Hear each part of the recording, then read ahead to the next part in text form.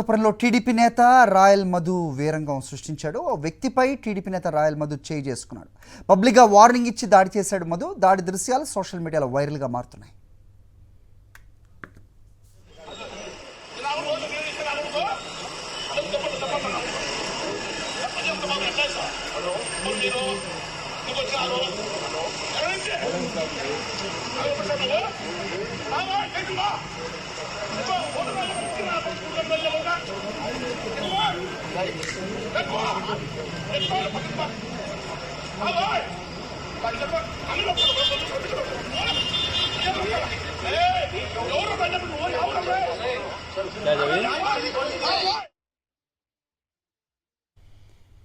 Right, ఇదే అంశంపై updates మా కరెస్పాండెంట్ శివారెడ్డి అందిస్తారు. శివారెడ్డి చెప్పండి.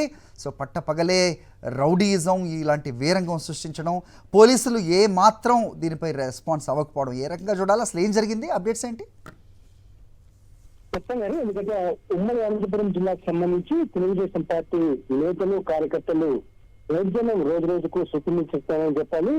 ఆ చిన్న చిన్న విషయాలకి అదేవిధంగా తమ ఆధిపత్యాన్ని చాటుకునేందుకు ఆపాదిన పైన పూర్తి స్థాయిలో హింసకు పాల్పడుతున్న పరిస్థితి కనిపిస్తుంది. అయితే పోలీసులు మాత్రం ఎట్లాంటి కఠిన చర్యలు తీసుకోలేదన్న ఆరోపణలు కూడా వినిపిస్తున్నాయి. తాజాగా అనంతపురం నగరానికి సంబంధించి టీడీపీ నాయకుడు అదేవిధంగా ఎమ్మెల్యే దగ్గుబాటి ప్రసాద్ కు ముఖ్య ముఖ్యుడిగా వ్యవహరిస్తున్నటువంటి రాయల్ మధు ఒకసారిగా వీరంగం సృష్టించారు.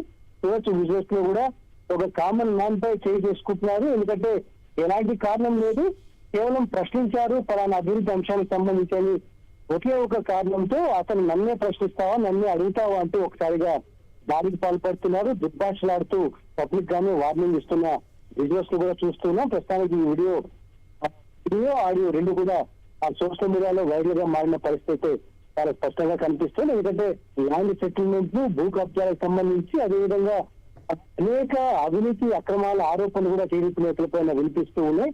ఈ నేపథ్యంలోనే రాయల్ మధు, ఎవరైతే టీడీపీ నేతగా అనంతపురంలో ఉన్నటువంటి రాయల్ మధు ఒకసారిగా ఆయన దాడి చేశారు కామన్ మ్యాన్ పైన. అదేవిధంగా అక్కడ దుర్భాషలాడుతూ ఆయన పంపడం జరిగింది.